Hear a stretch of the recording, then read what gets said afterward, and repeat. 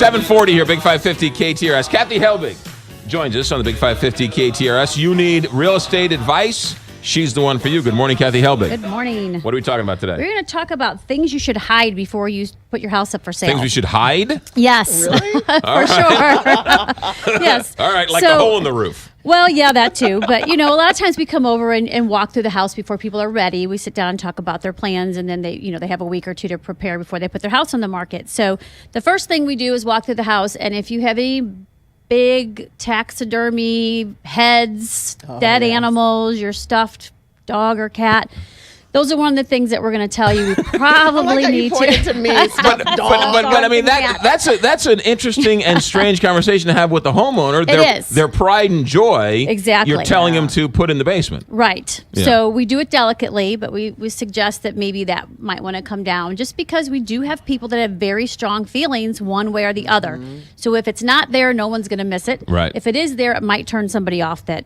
walked in. And honestly, sometimes that feeling of it's dead and past gives people a creepy feeling. Mm-hmm. So another big thing is firearms. People have really strong feelings about firearms too. Right. So you don't want to leave your gun collection out in the case, and knives and things like that all over the place.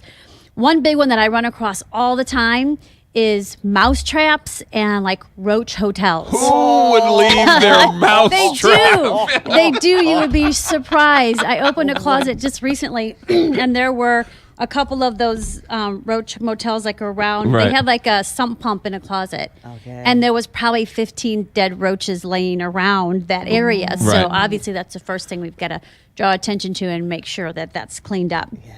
Another big one that's really sensitive for people too, Kelly, is pet items. Yes. Like a doggy closet. People love or don't love animals. And if you're not an animal lover and you walk in and you see all kinds of animal things, even like their dog dishes and bowls and things.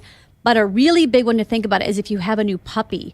Do not leave signs that you have a puppy in the house. Puppy pads. Puppy pads, the little crates, the little cute puppy stuff, puppy chow. Right. Because immediately people think, oh, God, they're peeing all over the carpet house. Cleaner in the Exactly. You're full of carpet cleaners. Creepy collections are a no-no.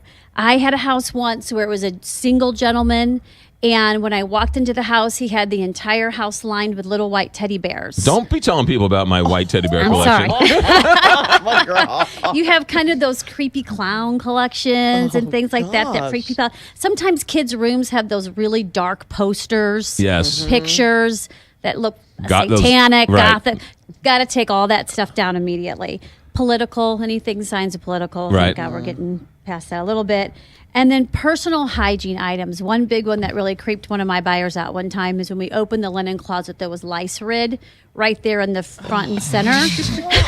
So you really do have to think about walking through your house with the eyes of a seller and remove any kind of thing that's going to make somebody think of dirty or unclean in your house. And do that last minute check for your dog poop. We have that often. We'll go to do somebody's open house and we walk into your room and their doggy left little packages for us right before people are walking in. So how about the person who left the roach motel in the house? Yeah. Well, why are you living with a roach motel? And first mouse off? traps too, all over the place. So the market's super hot again right now, guys. This month we are crazy busy. We've got like 20 houses ready to come on the market. Wow. So don't think just because it's winter, it's time to hibernate. Do not. People are waiting for that right house to come. You keep saying that, and my neighbor put their house up for sale, and I was like, they're never going to sell between Christmas and New Year's. 3 days later, it's closing. I'm telling you, now is the time. Get the jump start before everybody else jumps back on the market.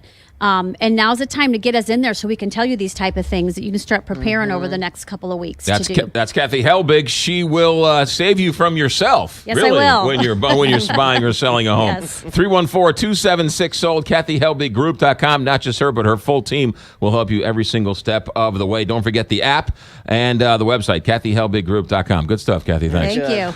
Good but creepy stuff too. 7:43 here, Big 550.